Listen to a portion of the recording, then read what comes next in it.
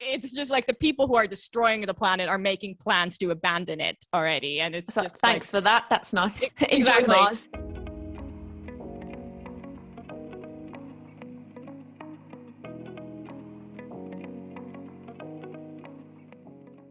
One of these days, we're going to do a whole episode and realize we did not press record. I'm just waiting for that to happen. I'm so paranoid of that happening every time. I need to hear that voice saying it's recording.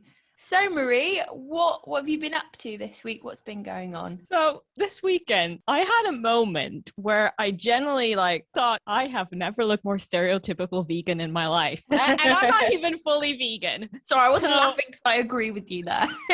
And this weekend, was the massive street festivals in Lisbon honoring our patron saint. I think I'm still not 100% clear what we were celebrating, but there was a lot of food and a lot of drink and a lot of dancing, and it was a lot of fun. But because my friend is vegan, we went to the vegan part of this festival first to line our stomachs before we went to the proper part of the festival. And it was great. And because it was the vegan part, it wasn't as crowded. So it was just in this massive market hall, and all the vendors are always really friendly. And someone handed us, was selling broccoli. Now, not literally the long stem broccolini, and they were handing them out as tasters, grilled broccoli. It was very delicious, but I just had this moment of me holding this literally bouquet of broccoli and just eating it, talking to my friend and thinking, I have never felt more vegan. Just eating a clump of grilled broccoli. Is that all it? So it was just grilled, the proper broccoli, just that grilled. Is that all that was? And that's street. That was. I'm not dissing it. That sounds nice. No, but is that street food that people buy? I mean, no, because it was a tester because they were selling the broccoli raw.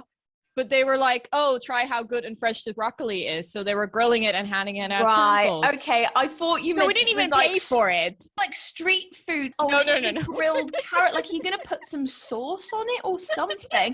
I don't get me wrong. I love grilled vegetables, but I would not be willing to pay for a grilled bit of broccoli. It's come on, get a bit creative. Put some toppings on it or something. Delicious salt, pepper, oil. But it was, as we were the friend that I was with, God bless her, I love her.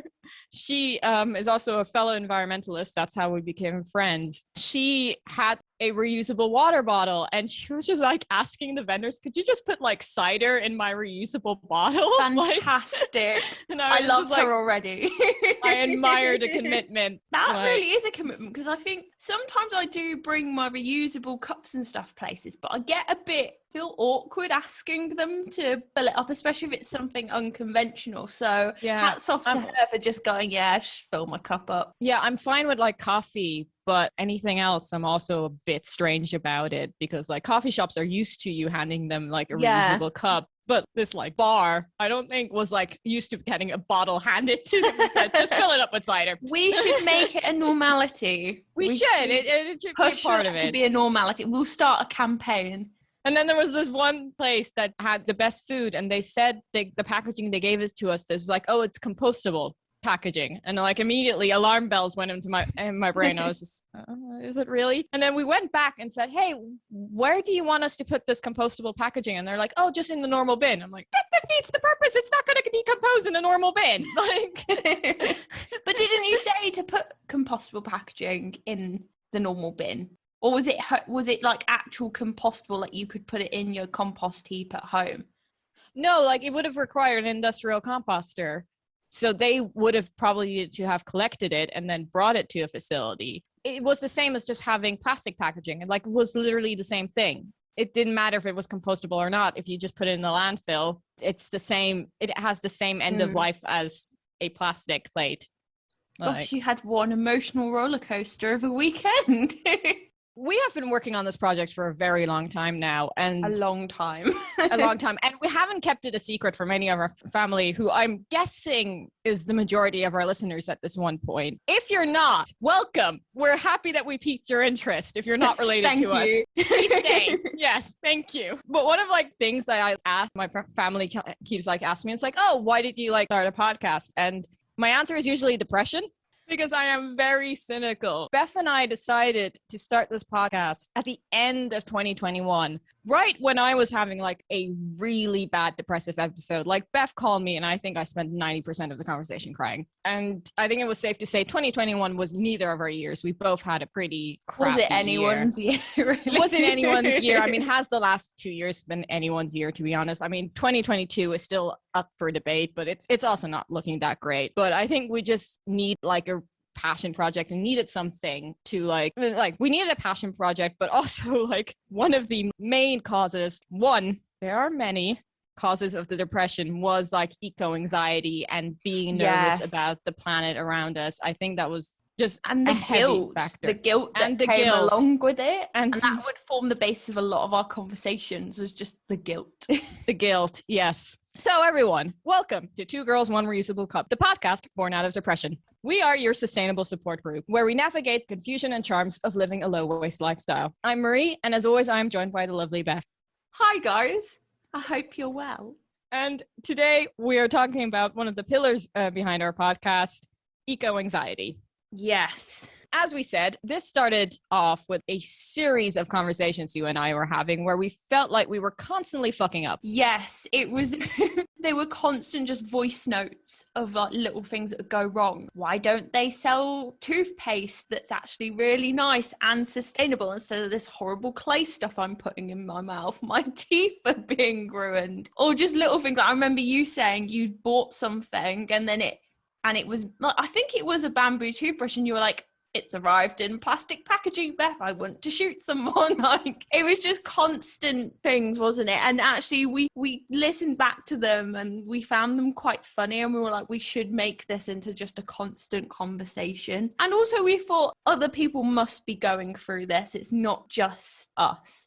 Eco-anxiety has been like a very common term that's been popping up over the last like few years. And some people to say like, oh, we're the snowflake generation, where we just get upset about the littlest things and like it's not a real thing, which like really bothers me. Eco-anxiety is defined by the American Psychological Association as a chronic fear of environmental doom. Wow. Very relatable. Really define what eco-anxiety is. Yeah. Existential, I can't say that word, existential concern about future and our future and the future of our children. And it's this intense fear that we experience for our future. And I think this is something that you and I like constantly experience. And I mean, we are both in therapy. I am always a very strong advocate for therapy. If you can afford therapy, do like at least try it. Not even like once, if you do need to like try it, just like at least twice or a couple of times just to get the real experience. But if you cannot afford a therapy, I'm always advocate for therapy. But this is like one subject where my therapist, God, I love her, she can't really help me on, because like, what is she gonna say? Like, because I'm like, the world's doomed. Yeah, it is. Like, there's no answer, is there? There is no answer. And I was going to ask you, so how does eco-anxiety feel? Like, if you read something in the news or something, like, how does it, about the environment, how does it make you feel? I think just helpless. Like it is just, yeah, it's just this constant feeling of helplessness. And it's something that I am surrounded with constantly, because one thing in general with dealing in anxiety, I think an advice that most people give is like, separate yourself from the news from a day. Like, don't look at the news or just only look at the news on a certain time. The thing is, sustainability is my job. So I spend like every single day reading about this stuff. You're throwing yourself into the fire almost. Exactly, because I cannot avoid it. It's part of my job to be up to date on these things. It's part of my job to know these things, and it's just, so I cannot get away from it. And it's just affected me really greatly, especially like when it comes, because I am a creative person. Me and Beth both met in art school, where God, like the amount of supplies, like it takes a lot to be an artist. We had so many supplies, we have so much stuff. And now it's like, I have to call it this creative paralysis, where I'm like so afraid to create something. I used to love sewing. I'm a fashion designer. And I'm like, every time I like think of making a project, I'm just like, but where is this going to go? And if I screw up, like if I don't like it, who's going to wear it? If I like, and then it's just this constant spiral, and of me just essentially freezing up and not being able to like do anything. I get that with just general living, as I'm sure you do. Even I hate food shopping now. I hate it, especially if, you know, I don't have a lot of money, or if it's not convenient, or I can't get somewhere. If I have to just go to my local supermarket, I'm like, I have to eat, or I have to have certain toiletries, as we talked about in previous episodes, but like I feel so guilty buying it because I'm like, well, this is where the waste will go and all this. There's just, it's almost like we know too much. And it's how to navigate the world with that knowledge. And I think helplessness is the perfect word, especially when you read something in the news that it's heartbreaking, it's frustrating, and it makes you feel scared. It makes you feel so scared. And then you look around and it's like business as usual. And you're sitting there going, am I the only person literally scared shitless? What I compare it to is, I've only ever seen this movie once, and I haven't seen it in a very long time. But so if I'm misremembering this movie, I do apologize. But I kind of compare it to Independence Day. Aliens land on Earth, and everyone is just, ooh, look at these aliens. Oh my God, so cool. They're here to be friends. And then Jeff Goldblum's character is like, no. They're not here to be friends. They're here to like fuck shit up. Like everyone needs to get out of here. This is dangerous. And no one is listening to him. And that's like sometimes how I feel. Like you're Jeff Goldblum. Exactly. Like I wish I was as cool as him. And just me like going, guys, come on. No. It's just, so that's sometimes when I feel like sometimes compare it to like Jeff Goldblum in Independence Day. I've just, on a little side note, I've just watched the new Jurassic World and he is in it. And he's basically saying the same stuff he was saying in the original films, where he was basically going, why are we doing this? And he looks so tired. It's like, I've been saying this for decades. Why are we still exploiting the dinosaurs for capitalism? Oh, Jeff Goldblum. But yeah, that's a really good way of thinking of it.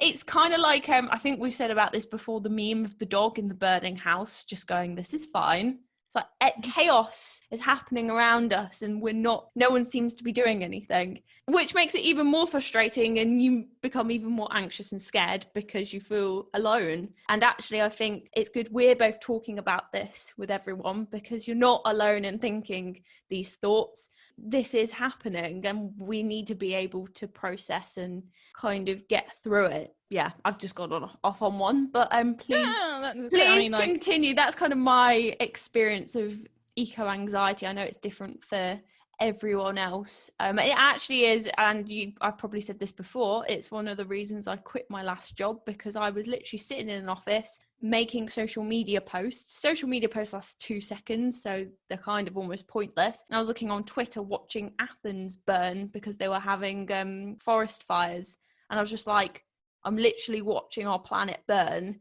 while I'm trying to do social media posts for this company so people buy their products. And I was like, this is not right. This is not right at all.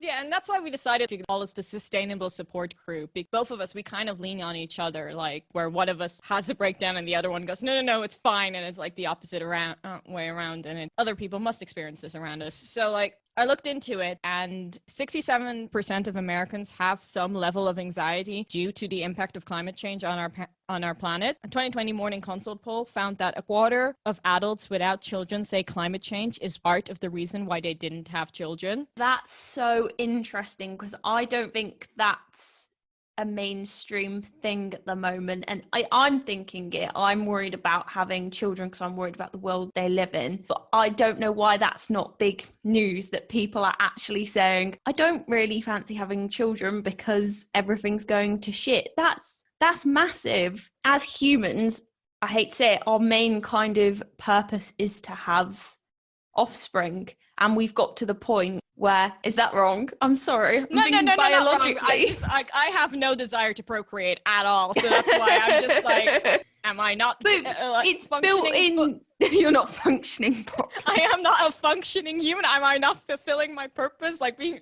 so, like, yeah, you're not a real person, Marie, sorry. But no, I get you. We have the ability to procreate, and it's kind of the idea that we should in order to keep us going, essentially. Yeah, and it's kind of taking that away, which is really sad. But that's massive, that a quarter of adults, the main reason they don't want children is because of they're worried about the future and how uncertain it is and how scary it is, basically. Yeah, and if you don't want kids for any other reason, like you Oh, don't like yeah. them, like in my case, that's fair enough. But if you did at one point want children, but then are like worried, oh, what will the future be like? That is, yeah, really sad. I'd love to know, by the way, if anyone else feels like that, because I felt like that for a long time. If you're worried about having children because of the climate crisis, like send us a message. I'd be really keen to know if people feel the same, really. And I think one thing that does not help is just the amount of misinformation, greenwashing, unclear information that is out there. Because I've been researching this podcast for the past 6 months, and seeing what stuff we could talk about. And on top of that, as I said before, I've been researching fashion for even longer than that. And it's just the amount of contradicting articles that I find over just one topic. It's just, well, what do you want me to do? Like, one says you need to go completely vegan. One says, no, you don't need to go completely vegan. If you go completely vegan, it will actually harm the planet. This one says, like, we're on the path to the apocalypse. This one says, no, it's actually not that bad. And you're like, what is the it? right answer? Yeah, it's so considering we're privileged enough to have access to the internet and all this information. It's like, what is the right, what do we do? What is the right answer here? It's very confusing. And if you don't even, Marie is incredible at researching, by the way. She is the rock of the podcast. And if you don't have the time to do the research, or access to the information, it's very difficult to know what the right thing is. Considering fashion is one of your biggest hobbies and loves for such a long time, you have such a strange relationship with it. No, I truly despise the fashion industry and all that it stands for. And it's just like, if I have to think that I will be able to make a positive change in this industry, otherwise I wouldn't be part of it. Otherwise, I've thought about it a very long time about leaving it. It's another reason why I'm in therapy, but it's so tempting to just drop everything and live in the woods off the grid. Oh, that's my ultimate dream, is just to live off grid in the woods. And it's kind of ironic you saying about your love-hate relationship with fashion. All I've known is the creative industry and now marketing, and a lot of the marketing, like I do emails and social media. I would so happily throw my phone into the sea and run off and live in the wild, or even having on them really basic flip phones. I would love that.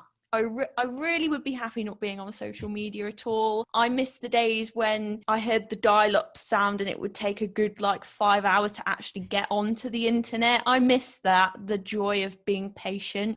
So yeah, I think me and you are living quite contradictory lives sometimes. You're essentially saying that you want to be Ron Swanson from Parks and Recreation. Yes. Oh, someone understands who the real me is. Does anyone else just want to do that? Or is that just me? There's a lot of misinformation and things on the news that are just making us have eco-anxiety and feel helpless and just scared. So I guess to summarize it in one question, are we all doomed? Sorry, that's quite a big question to ask you. It is quite a big question to ask. And I want to clarify that I am not a climate scientist. I am a girl with a sewing machine. But that can be the name of your book. I'm not a climate scientist. I'm just a girl with a sewing machine. But as I said, I've been researching this for a very long time. And it's the circles that I run in. So, and it is very easy to fall into this doom and gloom mentality where you just see all the natural disasters happening and you're like, well, what is the point? And yes, there is no denying it. We have done irreversible damage to our climate. That is a fact, people, not a conspiracy. But there are things that we can do to stop us from catastrophe. So we can make it manageable. We have the choice of apocalyptic level damage or just, okay, this is manageable. It's a little hotter, but it's still manageable. We can still live. And it's just trying to get that perspective. And you have to also remember that quite a lot of innovation has happened in the last few years. There's been some positive developments. Yeah, give us the good news, Marie. Spread the good. We've looked into printing meat instead of, I was gonna say growing cows. We do not grow cows. But yeah, my cow is fully bloomed. Exactly. But yeah, we've looked into innovations like growing meat, solar power, and other forms of renewable energy have had massive strides in the last few years and have become way more cheaper and way more accessible. I didn't even know this, but more than 50% of the UK's energy comes from clean power. I didn't know that, actually. Yeah, I was in The Guardian, so that gave me a little bit of hope. Especially if you obviously getting all this information from the news inherently likes to push scary stuff because it's more, you'll probably read it more because you want to know like what's happening. I'm scared. I know that's probably not new news, no pun intended, but this is probably why you haven't heard any of the stuff Marie's kind of talking about, because the news will want to push the bad stuff. And again, that's why we're here. We want to push the good news to make us all feel better. Not just the news, like headlines are also meant to pull you in and classic, scare you. I mean, like as a writer myself, obviously I use that tactic as well, but read past the headline and read past the first paragraph. That's usually my advice, because then you can get into essentially the meat of the article. Just out of curiosity, this came up, like, I don't want to put you on the spot, but do you actually know what would happen if we go past 1.5 degrees? According to the news, bad. So exactly. Do you know the details? That's what I mean. Like, I don't know the exact details. Again, all you know that's bad. So all I know is that the classic, the sea levels will rise, extreme weathers will become more frequent. Basically, I know the very broad things that the IPCC have said, but not the really nitty gritty details. Actually, it's all I'm seeing on the news is scientists say we just can't go past 1.5. And this is also, again, something that is in debate. Some scientists say that the max is 3 degrees, and if we actually go up to 3 degrees, we should be fine. Like, again, it would be bad, but bearable. This is, again, something, because the thing is, we actually don't really know because it's never happened before. The reason I'm asking this question is because there's this discussion that a lot of children are experiencing climate anxiety as well, because they're growing up hearing all this stuff, but all they're growing up hearing is it's going to be bad and never the exact details of it, which I found very interesting. And that's scarier because it's the unknown. You have no idea what this horrible thing is that's going to happen. Exactly. And I think it also makes it less manageable. Like, it makes it,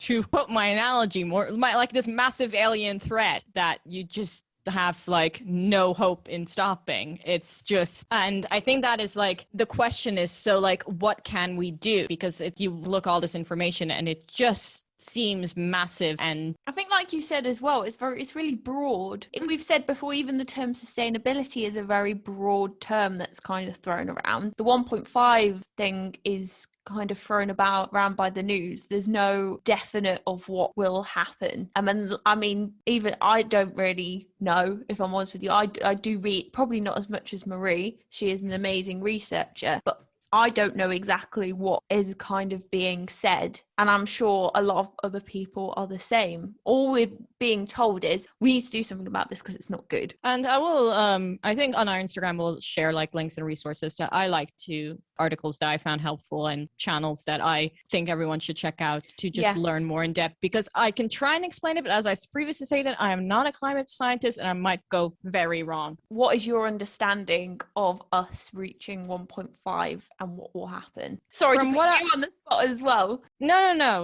So from what I understand, if we go past 1.5, if we reach the 3 degrees mark, we will be unable to feed our population because crops will fail, because it would be either too hot or too cold to grow them. Heat waves will become more of a major issue. Large-scale natural systems will completely break down. We will lose our current ecosystems.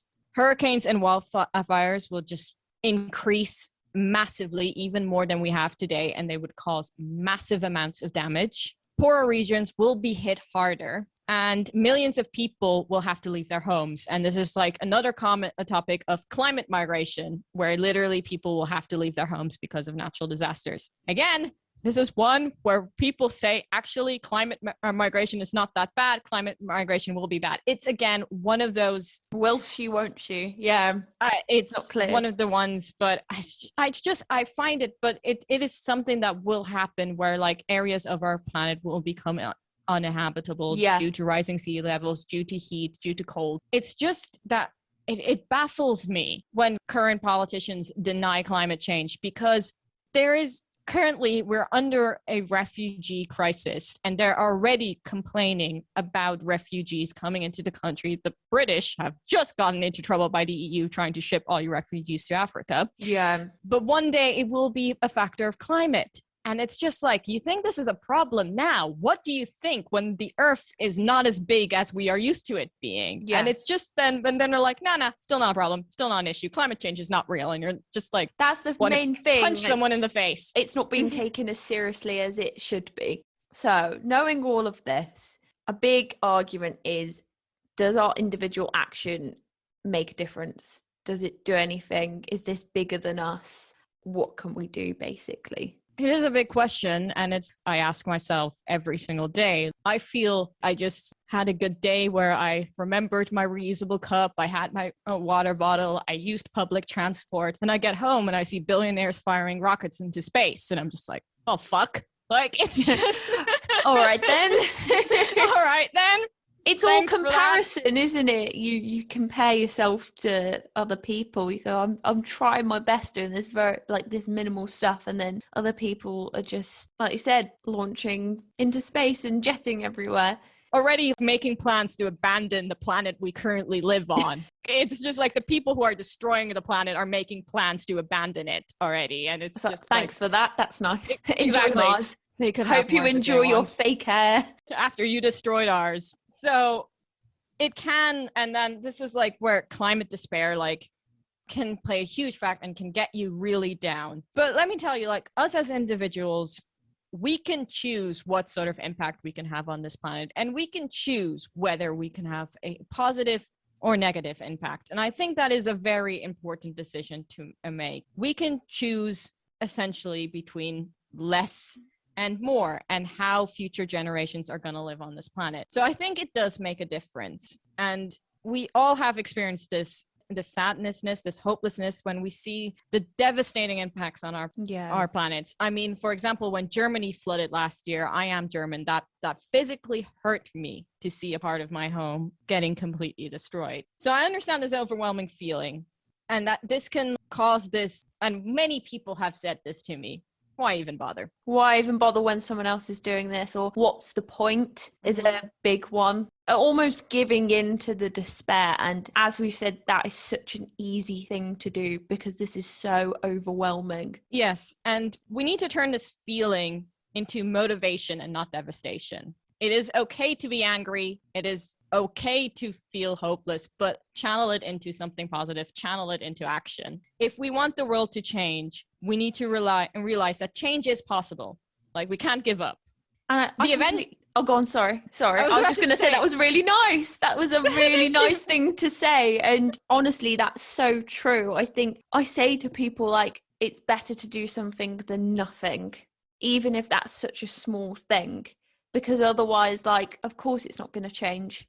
Nothing's been done. It's hopeful thinking, but, you know, I don't want to just be depressed about the future of the planet. I want to at least try and be a bit hopeful. And like Marie said, really encouragingly, trying to turn that into motivation, turning that anger into passion, into action. I think actually I think I am trying to make changes, obviously for the future of the planet, but it helps with my eco-anxiety. Definitely, because I'm doing something rather than wallowing, which is such an easy thing to do. And I don't know if you feel the same about that, Marie. Is that something that helps you with your eco-anxiety as well, to actually do, like, take actions? Like you said, even bringing your reusable cup. I know it's a small thing, but it's like, oh, I'm doing something. I'm taking part in this? Yeah, I mean, of course, I go through, like days. If you need a day where you're just lying in bed doing nothing, do that. Like sometimes you do need this. And there are like a lot of things that people suggest to help you.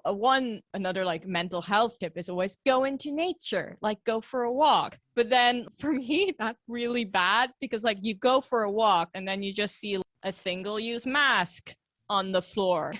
An empty water bottle that someone discarded, and then you just like your eyes start picking the trash, and it's like, this is not helping. I've came into nature to forget about my eco-anxiety, and now I just see all these dickheads littering. It's everywhere. But you can channel that into something positive, organizing a cleanup in your neighborhood or picking it up yourself. It's not a glamorous thing. Like you go on Instagram and everyone's like sustainability, but like bamboo glamour, and it's like sustainability is not glamorous. You know, it's picking up plastic water bottles and goodness knows what on the ground. I was about to say plastic water bottles is the best part. This week next to a bus stop, there was actually a used diaper. That's gross. It's just, and it's not the first time. I've participated in a lot of beach cleanups, and the amount of like diapers I've pulled out of the bushes. Beach cleanups. Clean after you're human. Clean up after you're human. Beach cleanups fascinate me. I've seen online people have found packaging from cleaning products and stuff that were used in the 80s. Like they could pick up the branding and stuff and find brands that don't exist anymore. It's like, wow, this like cleaning bottle from the 80s is still floating around. I think when you see that, it then all starts to click in your head. This plastic is not going anywhere. Like as Marie said, I know you should go into nature to forget about the problems, but the problem is there. So basically, there is no easy fix to this. It's about changing our habits and our perspective on what really is important to us. So Marie, what can we do to help our eco-anxiety, even if it's just a little bit? Because it's hard to escape when, like we said, it's all around us, all these news and misinformation and the horrible diapers on the floor. It's hard to escape from. So what can we do as individuals to help with our eco-anxiety? Yeah, we already touched on the first one that I've written down here. Choose reliable sources when it comes to your news. Like have just like a few news outlets that you rely on, and also read past the headline, because usually the headline is always there to like pull you in, and like it's clickbait essentially. Definitely. And actually you're so right with that. I found this from when I did research an episode, and you helped me a bit with the research and just said, hey, here are some good sources. These sources don't tend to be as good. And I was so focused. Obviously, we're delivering research here. We want it to be as reliable as possible. When I was going into my research, finding sources, and then that source would lead to something else that then wouldn't be reliable. So it's gone through like a few different sources. And it's annoying we have to do that, but it's just about being conscious that not all news is reliable. So actually clicking the link where it says we got this information from here, and seeing where they got the information from, seeing if it's up to date and if it's reliable. And the second one I would say is build your own support group. I mean, we are your sustainable support group. You can always vent to us about your sustainable fuck-ups, but also your sustainable rants and your sustainable wins. We decided to create this support group because we needed basically something, because we felt so overwhelmed and we just didn't know what we wanted to do. And we also like talking between us, but also talking to other people, we realized, you know what, we're not alone in this. Like so much confusion. Build a support group. It's much more easier to go through something if you're not alone. Definitely. You guys are helping us as much as we're helping you here. Exactly. And also like find people that have the same values as you and also the same interests, because for example, I realized just like a few weeks ago that all my friends that I have in Portugal are either vegan or vegetarian. It just happened. It's just something that happened, which means that making the transition personally has been very easy, because every time I'm out with them, we go and have vegan or vegetarian food. Yeah, that makes sense. And like, you don't feel like guilty, or you don't feel like you have to be that person like, hey, can we actually find a vegetarian restaurant? Because it's just a given. we just go out, and it makes it so much more easier. And for example, if someone, for example, as I said at the start of the episode, my friend just asking her refillable bottle to be filled up with cider, I completely understood that. I like when the guy was reaching for the cup and she went, no, I don't want plastic. I completely understand. So I think that is like important, if possible, find people that just share the same values in some aspects similar to yours, because it will just make it so much more easier. Definitely. It's like finding people who have a similar interest or hobby to you, really. I found that like I have an interest in secondhand fashion, so I volunteer at slow fashion charity because everyone in there has similar interests and values, and I feel better because I'm not just one person drowning in fast fashion. There's people around me going, oh, actually I don't like it either. So Marie's completely right there. Joining a community can help a lot. I've been part of slow fashion movement for the past year or so. And even on like the days where I'm feeling like very down and I just like log on to a Zoom meeting and I am not really motivated because it's just have too much work and I'm just, I have another Zoom meeting. But then like I go on these calls and these people are just, I saw this thing on the news the other day and it got me completely upset and angry. Like, and I was just like, same, people understand, and especially like working in the fashion industry, just talk about like the impacts of fashion just to people who essentially get it is just so cathartic in a way. So joining a community and being part of a group or organization really helps and it makes you feel you're doing something, and it's really important. So like look into your local community, see if there's something there, or online. There are so many communities online that you can join. You can join Slow Fashion Movement, for example, and become an ambassador for us. There's like so many places, and the internet is like really good in this, like so many places where you can find where you can sign up for a beach cleanup or a swap or anything. And it does really help when you're just having fun with a bunch of people, but at the same time you're doing something positive to benefit the planet. Definitely. And the only thing I can add on to that is if there isn't a community in your area, there's nothing stopping you from creating your own community, which is kind of what me and Marie have done. We've almost tried to create some sort of niche here. We want to basically create a community of other people like me and Marie who are shouting at each other all the time going, why can't I find toothpaste that's not destroying my teeth? Toothpaste is a massive topic here. If you guys can find a good eco toothpaste, please let us know. Like my dentist essentially begged me to stop using the stuff that I was using before. So please let us know. Create your own little community, like Marie said. That is what the internet is good for, and technology. Don't let it be your enemy. As I've said before, like I'll throw my phone in the ocean and run away. Use your resources that we have now in this century for good, basically. That's a really good one. What is next on your list? We've already like touched upon this in my like TED Talk. Turn your anxiety into action. So this is very important. And like, remember to do this within your means. Promote your priorities through your actions. This could be like a combination of making small changes in your everyday life, for example, eating less meat, and then to slightly more bigger changes like installing solar panels, which is something that personally, like right now, I cannot do because I'm renting. So like do it within your means. Bigger, more involved steps like contacting your representatives and letting them know like what is important for you. This is like a vital thing to like ensure systemic change. But also you need to remember, don't try and take on the world. Yeah, I feel like that is definitely aimed at me. I'm very all or nothing.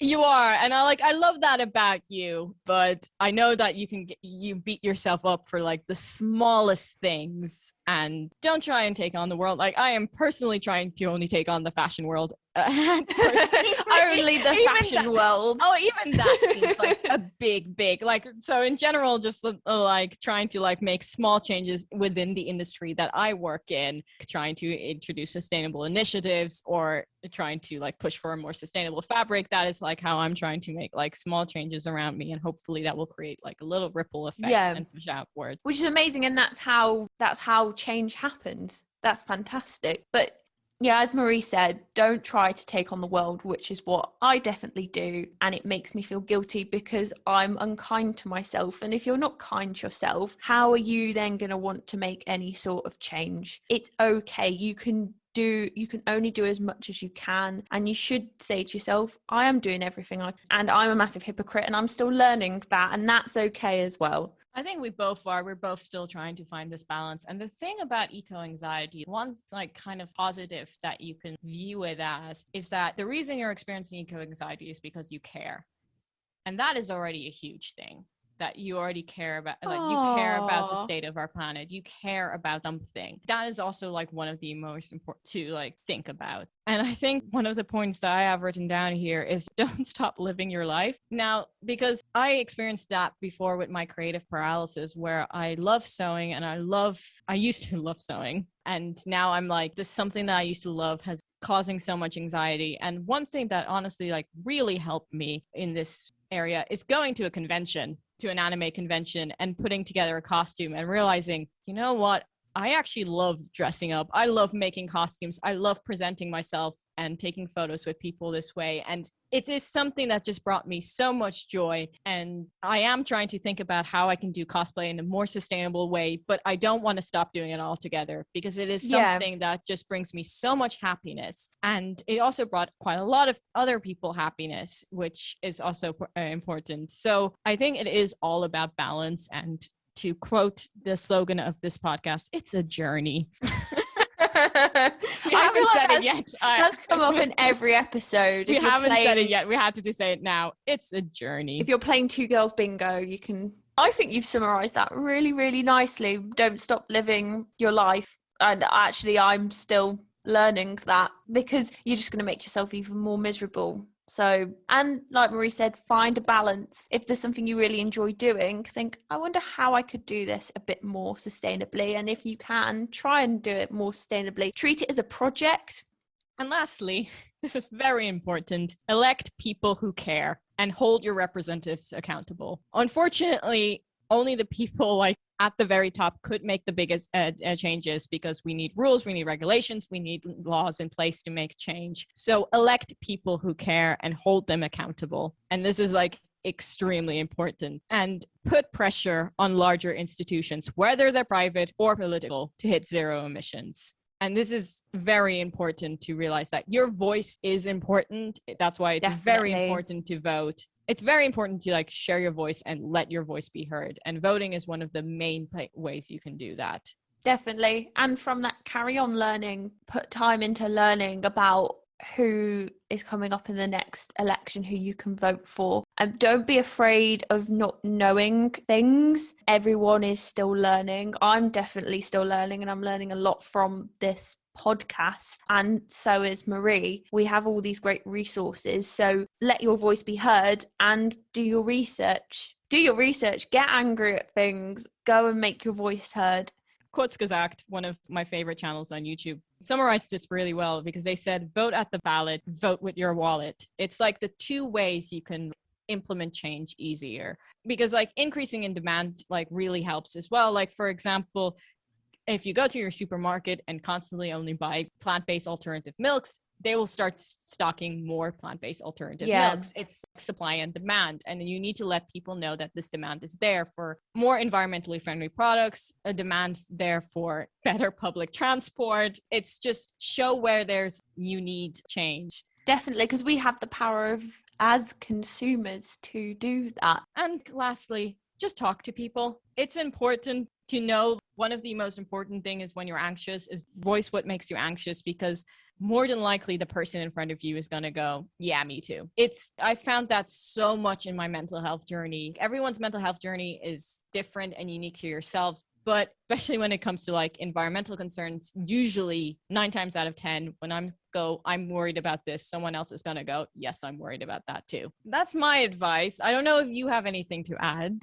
I mean, the only thing I was going to add is there's some really nice campaigns online that you can follow, such as Good News Tuesday. I will link to the accounts that run Good News Tuesday, but it's basically every Tuesday they share really nice sustainable news, just showing innovations that are happening around the world and that change is happening. And I always just really enjoy reading them because I'm so used to just seeing negative news. So that's also well worth a look. So I think this kind of wraps everything up. I really hope this was a positive experience for everyone and possibly you took something away from it and it helped you, because we're all feeling kind of the same. So yeah, thank you so much for tuning in. As always, you can connect with us on our social channels on our Instagram and Twitter at 2girls1reusable cup. If you enjoyed hearing our voices, please subscribe to listening to the podcast on whatever streaming channel you are on, and hopefully we will see you soon. Thanks, guys.